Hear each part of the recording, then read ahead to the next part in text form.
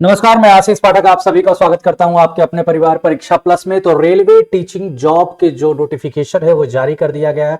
सभी को इसका इंतजार था। जैसा मैंने आप लोगों को पहले भी बताया था कि क्या एलिजिबिलिटी रहेगी, ऑलमोस्ट सेम एलिजिबिलिटी आपकी रखी गई है यहां पर।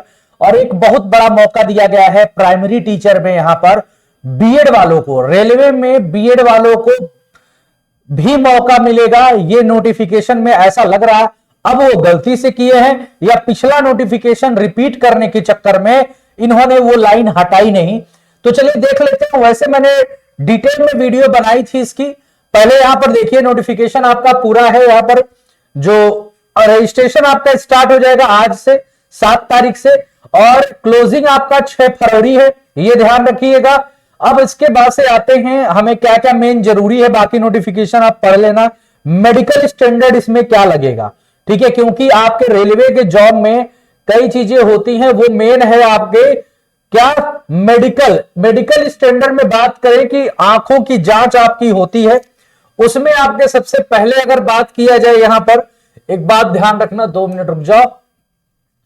हाँ, अगर हम यहां बात करें मेडिकल स्टैंडर्ड में आपसे जो पूछा जाएगा वो आपके आंख जो आपकी होनी चाहिए वो ठीक ठाक होनी चाहिए। फिर एलिजिबिलिटी क्राइटेरिया बता दूंगा। आप लोग कमेंट करिएगा कि कोई चीज अगर आपको समझ में नहीं आती है तो हम यहां पर इसके माध्यम से आपको समझा देंगे, कि कोई छोटी छोटी वीडियो बना देंगे कि क्या जरूरी है, किस जोन से आप भरिए। आप जोन वाइज देख लीजिएगा कि किस टीचर का कहां पे सबसे ज्यादा वैकेंसी है, ठीक है।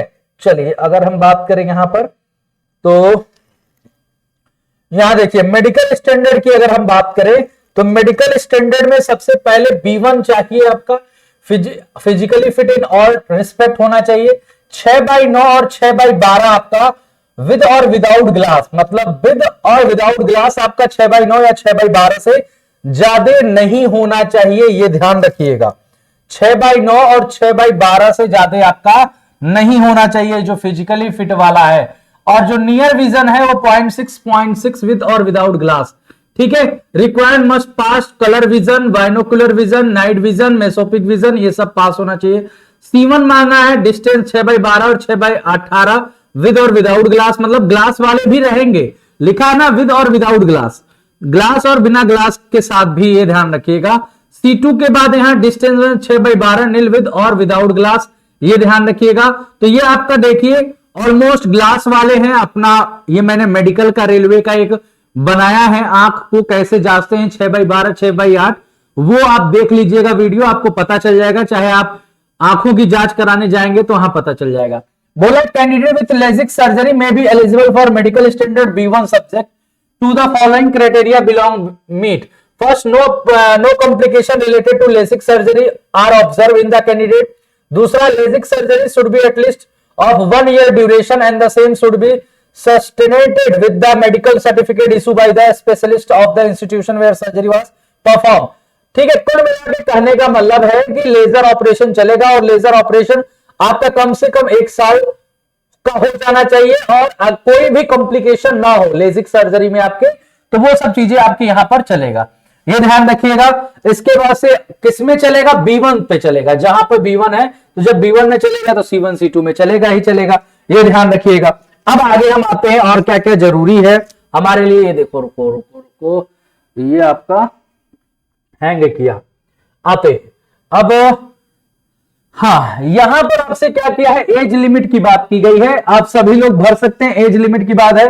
Lower and upper age limit indicate the vacancy table. आपको जो एज काउंट होगा 1/1/2025, मतलब जनवरी से आपका एज काउंट हो रहा है। अलग अलग के लिए अलग अलग यहां पर दिया गया अपर एज लिमिट, जिसे मेंशन द पोस्ट पैरामीटर यहां 18 से 33 ईयर। EWS यहां से दिया है कि कौन कौन सा हम डेट लेंगे, अपर एज लिमिट कहां से आपका होगा, वो काउंट होगा, वो देख लीजिएगा। सबके अलग अलग ईयर हैं, 18 से 33 किसी में मांगा है, किसी में 35, किसी में 36, किसी में 43, किसी में 48 मांगा है, अलग अलग आपका मांगा गया है। अब देख लेते हैं। और सब में जैसे जो भी, जैसे 33 साल है, जिसका 33 साल है, 35 साल है, 36 साल है, उसमें SC ST का जो रिलैक्सेशन मिलता है 5 साल, OBC का 3 साल, ये ध्यान रखिएगा। तो वो रिलैक्सेशन आपको दिया गया है। अब आगे हम आते हैं एज रिलैक्सेशन, आप समझ गए। इसके बाद से मेन है एलिजिबिलिटी आपकी कहां है, ईडब्ल्यूएस का ये सब कुछ दिया गया है। अब आते हैं हम लोग यहां पर एलिजिबिलिटी पर, इसके छोटी छोटी वीडियो में अलग से भी बना दूंगा कि यहां पर पहले एग्जाम पैटर्न देख लेते हैं कि आपका एग्जाम पैटर्न क्या होगा। सेक्शन वाइज मार्क्स ये पहले भी मैं बता चुका हूं कि सबसे पहले आपका एग्जाम होगा जिसमें प्रोफेशनल एबिलिटी मतलब आपके सब्जेक्ट से रिलेटेड 50 क्वेश्चन पूछे जाएंगे। जनरल अवेयरनेस के 15 क्वेश्चन होंगे, रीजनिंग के 15 होंगे, मैथमेटिक्स 10 क्वेश्चन होगा, साइंस के 10 क्वेश्चन होंगे, टोटल 100 मार्क्स का पेपर होगा। निगेटिव मार्किंग 1/3 होगा। इस सिलेबस भी आपका पूरा दिया गया है, ये ध्यान रखिएगा।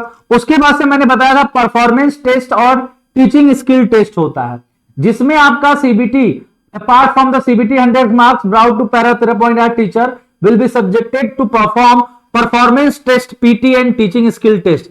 पीटी और टीएसटी आपको देना होता है। For the post graduate teacher, जो पोस्ट ग्रेजुएट टीचर हैं और टीजीटी टीचर हैं और फिजिकल इंस्ट्रक्टर हैं, ठीक है, and primary teacher, assistant teacher, junior school teacher, PRT के shall be done on the basis of written test and the teaching skill test in the ratio of 85-15। इनका क्या होगा, ध्यान देना, इनका होगा रिटन टेस्ट होगा सीबीटी वाला, फिर टीचिंग स्किल टेस्ट होता है।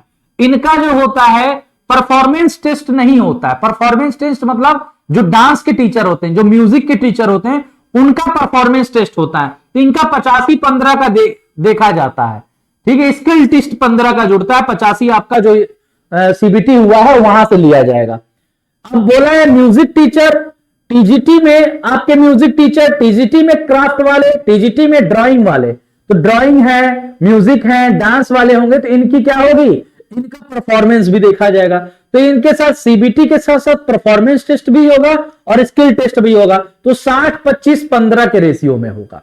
यहां पर टीचिंग स्किल टेस्ट दिया है और परफॉर्मेंस टेस्ट दिया है। टीचिंग स्किल टेस्ट में आपको पूरा दिया है कि कैसे आपको टीचिंग मेथोडोलॉजी आनी चाहिए, पूरा बताना है। 150 मार्क्स का होगा, ये ध्यान रखिए। There will not any minimum qualifying marks, कोई मिनिमम क्वालिफाइंग मार्क्स नहीं है। 15 से 30 मिनट आपको समय दिया जाता है, जो भी कमेटी डिसाइड करेगी कि आपको किस पर बताना है, क्या चीजें बतानी है, तो वो सब चीजें यहां पर रहेगा। तो मोड ऑफ एग्जामिनेशन तो आपका सिंगल एक ही है, बाकी आपके परफॉर्मेंस टेस्ट और स्किल टेस्ट पर हटे। ये आपको जोन दिया गया है। इसके बाद से हम लोग आते हैं एलिजिबिलिटी पे थोड़ा सा, ठीक है। एलिजिबिलिटी वाला डिटेल देख लेते हैं कि कहां पर है। आइए,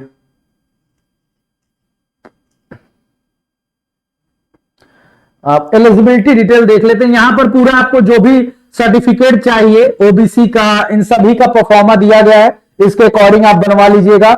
ईडब्ल्यूएस वाला मेडिकल का जो डिक्लेरेशन होता है वो सभी आपका यहां पर एनेक्सर दिया गया है, उसी के अकॉर्डिंग आप करवा लीजिएगा। फिर यहीं पर आपको सिलेबस दिया रहेगा। देखिए यहां आपको सिलेबस दिया है अलग अलग पोस्ट का, जैसे यहां पर जूनियर ट्रांसलेटर का है, ठीक है। ये आपके क्वेश्चंस दिए गए इंग्लिश और हिंदी के, यहां सिलेबस दिया गया। फिर स्टाफ वेलफेयर इंस्पेक्टर का है, ये कितने नंबर ऑफ क्वेश्चंस आएंगे, कहां से आएंगे, वो सभी टॉपिक यहां पर दिया गया है। सेफ लॉ असिस्टेंट का दिया गया है, चीफ लॉ असिस्टेंट का यहां पर भी है, सीनियर पब्लिसिटी इंस्पेक्टर का भी दिया है आपका पूरा का पूरा सिलेबस। फिर ऑल पोस्ट ग्रेजुएट टीचर, सभी पीजीटी टीचर के लिए और TGT teacher, PGT teacher, TGT teacher सभी के लिए ये 50 मार्क्स जो आपके आएंगे उसके लिए दिया गया है।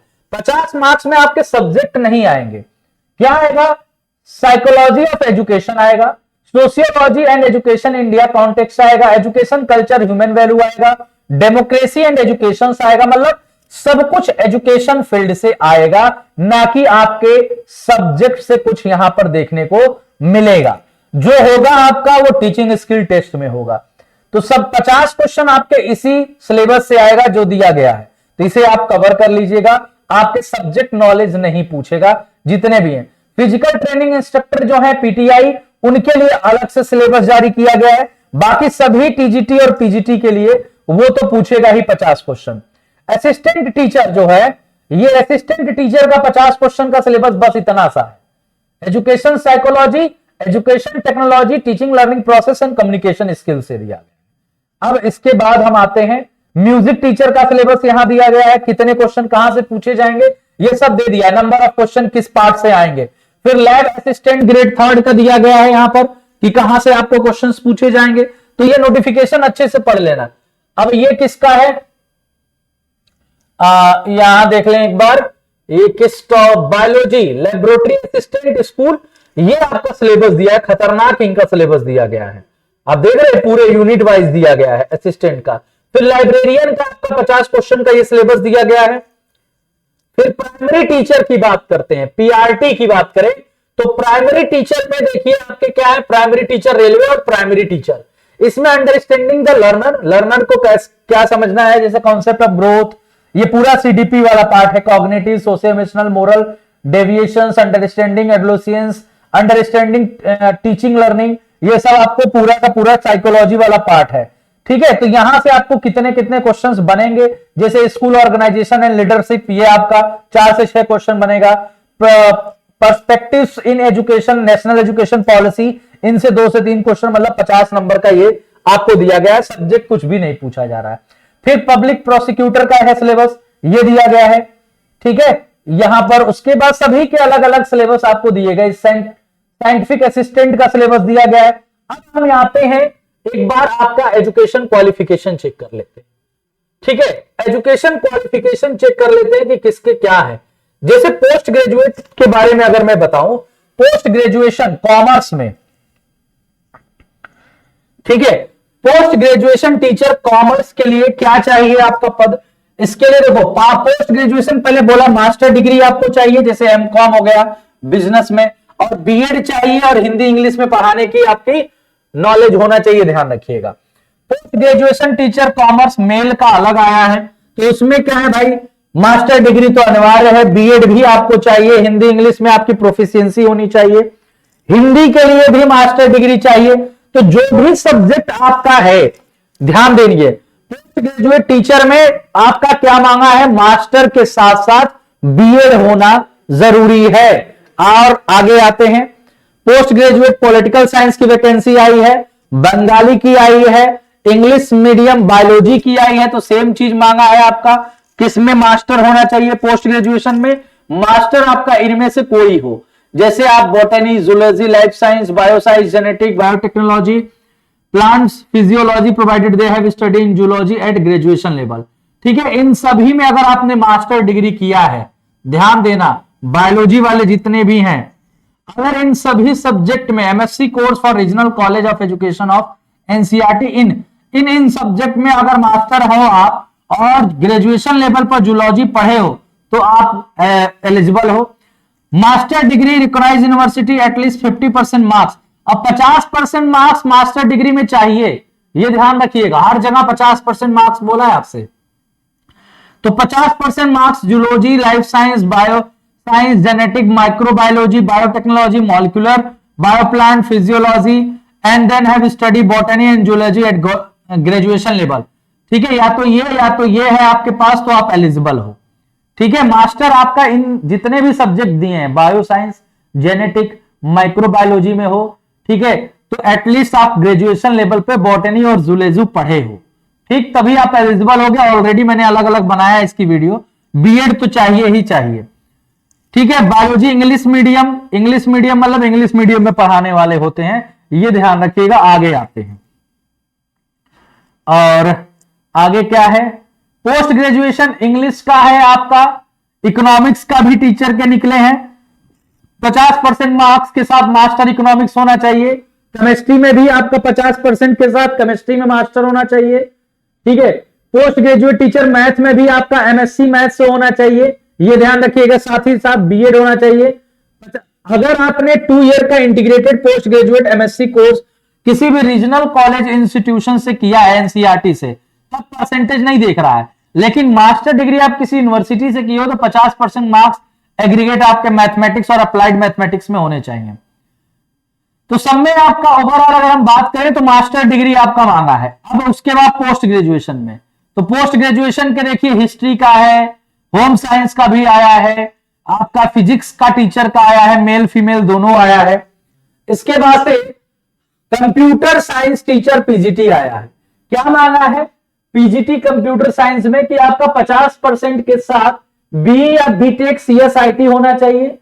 Plus post graduate diploma in application of B and C level. मैंने कहा है आपसे क्या, यहां पर ध्यान देना कि 50% के साथ बी या बीटेक आपका हो, उसके साथ पोस्ट ग्रेजुएट डिप्लोमा हो किसी कंप्यूटर एप्लीकेशन में, और या तो बी या सी लेवल का डिप्लोमा हो फ्रॉम डोएट से, ministry of communication IT plus 1 year teaching experience हो। अगर आपके पास बी और सी लेवल का डोएक है तो उसके साथ साथ आपके क्या होना चाहिए, 1 साल का एक्सपीरियंस होना चाहिए। ये सबके साथ है, क्योंकि और बी और C level diploma from DOEACC, ministry and communication and IT, ministry and communication IT plus 1 year teaching experience, मतलब इनके साथ जो होगा 1 साल का एक्सपीरियंस चाहिए। बाकी आपका बी बीटेक है सीएसआईटी से तो पीजीडीसीए चाहिए। उसके बाद से आपका क्या है, ये पोस्ट पीजीटी के लिए है।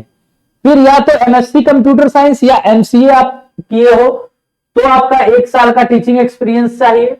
मास्टर ऑफ इंजीनियरिंग या एमटेक किए हो तो कोई टीचिंग एक्सपीरियंस नहीं चाहिए। एमएससी कंप्यूटर साइंस और एमसीए वाले को 1 साल का टीचिंग एक्सपीरियंस चाहिए। इसके बाद से आते हैं यहां पर, चलो यहां पर आते हैं ड्राइंग टीचर का है। उसके बाद से देख लो यहां पे ड्राइंग टीचर के लिए एमए डिग्री या फाइन आर्ट्स की डिग्री चाहिए आपको। बीए ऑनर्स इन आर्ट या आर्ट एजुकेशन है वो भी चलेगा। Second class bachelor degree in drawing and painting fine arts, minimum 2 year full time diploma from recognised institution, ये भी चलेगा। 12th के साथ मिनिमम 4 साल का फुल टाइम डिप्लोमा है पेंटिंग या फाइन आर्ट्स में, डिप्लोमा ऑन फाइन आर्ट्स और part time diploma of not less than 5 year duration, ये सभी चलेगा। इसके बाद से आपका चीफ लॉ असिस्टेंट का है, ठीक है, इसकी देखिए पब्लिक प्रोसिक्यूटर का है, ट्रेनिंग इंस्ट्रक्टर के हैं, graduate bachelor degree physical education में होना चाहिए। यहां पर कोई भी graduate bachelor degree in law, मतलब लॉ में आपका ग्रेजुएशन डिग्री होना चाहिए with 5 year standing as an advocate at bar, मतलब एडवोकेट 5 साल का आपका होना चाहिए, ठीक है, बार काउंसिल के मेंबर के तौर पर एडवोकेट होना चाहिए। फिर टीजीटी आर्ट की बात करें तो टीजीटी आर्ट में graduation in art, 2 year diploma in elementary education और एटलीस्ट 50% आइदर इन ग्रेजुएशन और in post graduation art and BEd होना चाहिए। Graduation art at least 45%, 1 year bachelor of education BEd according with the NCTE के तहत। 12th के साथ अगर आपका 50% marks 4 year bachelor elementary education है तभी भी चलेगा। Graduation in art at least 50% marks and 1 year BEd special है तो वो भी चलेगा। तो ये ध्यान रखिएगा। और pass in the teacher eligibility test, जो आपका टेट होता है वो आपका पास होना चाहिए। ये ट्रेंड ग्रेजुएट टीचर के लिए है। इसमें भी आपके आर्ट के इंग्लिश मीडियम अलग है, हिंदी मीडियम अलग है, बायोलॉजी के टीजीटी के लिए अलग से आपका क्राइटेरिया है। क्या है, 50% either in graduation in biology और post graduation in botany zoology life science, इनमें है तो ठीक है, प्लस आपका बीएड है तो चलेगा। ग्रेजुएशन इन बायोलॉजी और 2 ईयर का कोई भी एलिमेंट्री डिप्लोमा है तो भी आपका चलेगा। साथ ही साथ ग्रेजुएशन आपका बायोलॉजी के साथ है और 50% मार्क्स के साथ 1 ईयर का बीएड स्पेशल है तभी भी आप दौड़ेंगे। और साथ ही साथ post graduate in botany zoology या इनमें से किसी में से है आपका, provide they have study botany and zoology at graduation level with minimum 55% mark और equivalent grade or 3 year integrated BEd plus MEd तभी भी आप चलेंगे। और साथ ही साथ आपका टेट पास होना चाहिए जो पेपर 2 होता है, ठीक है। तो ये आपका किसके लिए है, ट्रेंड ग्रेजुएट टीचर बायोलॉजी के लिए है। तो समझ गए इसमें क्या क्या चाहिए, ग्रेजुएशन के साथ with 45% marks, 1 year BEd in according with NECT के तहत जो होता है वो आपका चाहिए। 12th के साथ आपका 50% marks, 4 year bachelor elementary education आपका होता है तो वो आपका चाहिए। आगे बढ़ते हैं।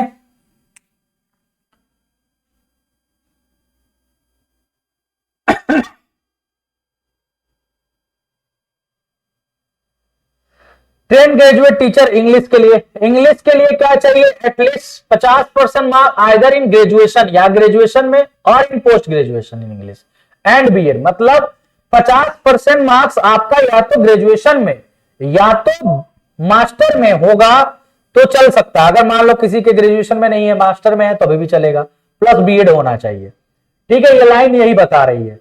तो यहां पर आपका ग्रेजुएशन प्लस बीएड चलेगा 50% मार्क्स के साथ।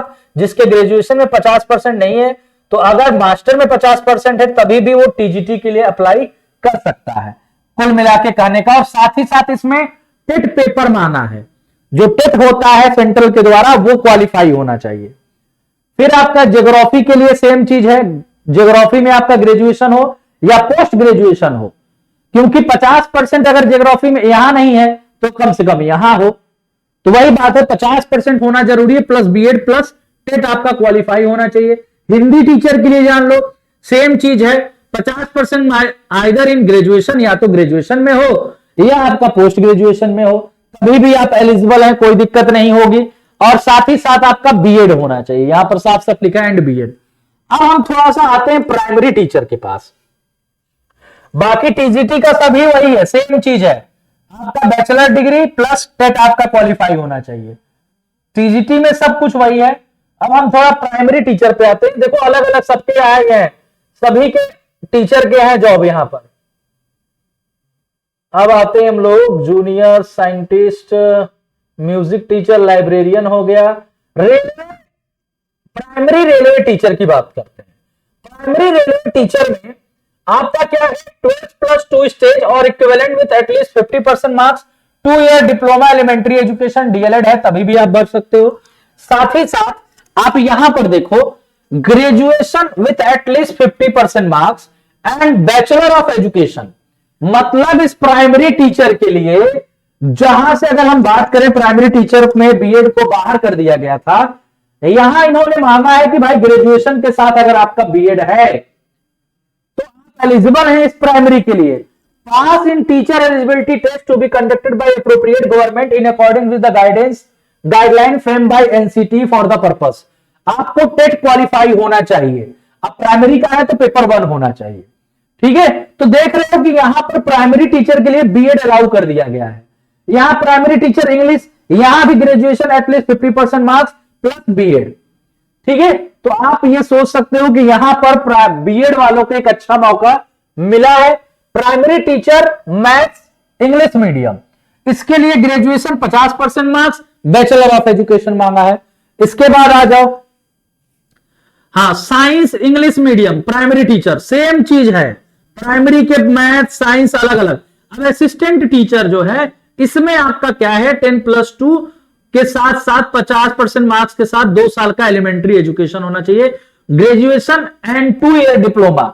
यहां पर आपका बीएड के साथ, मतलब बीएड नहीं मांगा है। असिस्टेंट टीचर में अब इसको हम ये कह सकते हैं कि ये 6 to 8 का हो। ये जो हम प्राइमरी टीचर बोल रहे हैं, तो ये प्राइमरी टीचर 6 to 8 वाला है, हमको लग रहा है, क्योंकि 6 to 8 के लिए क्राइटेरिया नहीं है कोई, तो इसको यही बोला है। असिस्टेंट टीचर जो होगा ये प्राइमरी है, तभी यहां पर बीएड का साथ नहीं कहीं दिया है, ग्रेजुएशन में 2 ईयर डिप्लोमा दिया है आपका। तो समझ गए, वो 6 to 8 है, इसीलिए सब्जेक्ट क्लासिफाई है। यहां पर अलग अलग सब्जेक्ट है, साइंस है, मैथ है, तो इसी वजह से है क्योंकि ये 6 to 8 है। ठीक, अब ये 6 to 8 है तो पेपर 2 ही मांगेगा इसमें क्वालिफाई, पेपर 2 आपका क्वालिफाई मांगेगा, ये ध्यान रखिएगा। अब उसके बाद, हाँ अब इसके बाद आते हैं हम लोग primary teacher science English medium, ये तो हो ही गया। पोस्ट ग्रेजुएशन, अब इसमें कोई सब्जेक्ट नहीं मांगा, जैसे मैथ का है ना, कोई मैथ का अगर भरना चाहता है तो graduation with at least 50% marks and bachelor of education.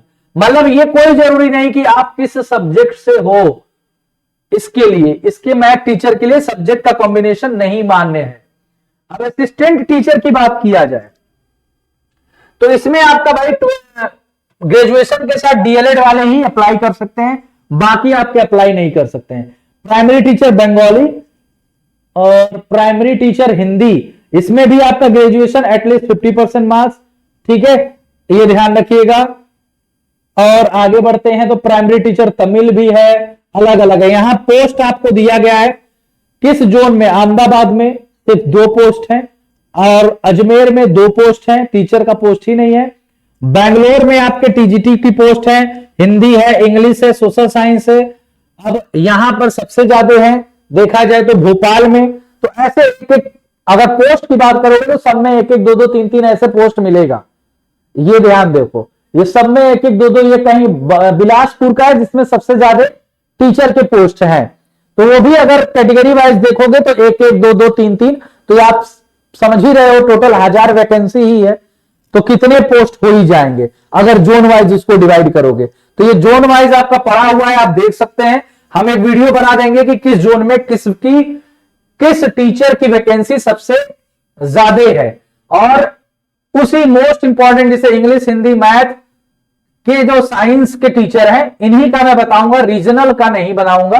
Regional का आप लोग देख लीजिएगा कि जिनको भी जिस भी टीचर की वैकेंसी का डिटेल जानना है कि कहां पर किससे ज्यादा है, वो एक बार जरूर कमेंट कर दीजिएगा। नोटिफिकेशन अच्छे से पढ़ लीजिएगा, कहीं कोई कंफ्यूजन होती है तो कमेंट जरूर करिएगा। चलिए इसी के साथ मैं आप सभी से विदा लेता हूं। मस्त रहिए, स्वस्थ रहिए, जबरदस्त रहिए। वीडियो को ज्यादा से ज्यादा शेयर करिए। कमेंट में जरूर बताइएगा कि किस सब्जेक्ट की वैकेंसी का डिटेल देखना है, कि कहां पे वो वैकेंसी कितनी सीट है टोटल। हर एक जोन वाइज उस वैकेंसी को मैं बता दूंगा कि कहां पे कितनी सीटें हैं। तो इसी के साथ मैं आप सभी से विदा लेता हूं। मस्त रहें, स्वस्थ रहें।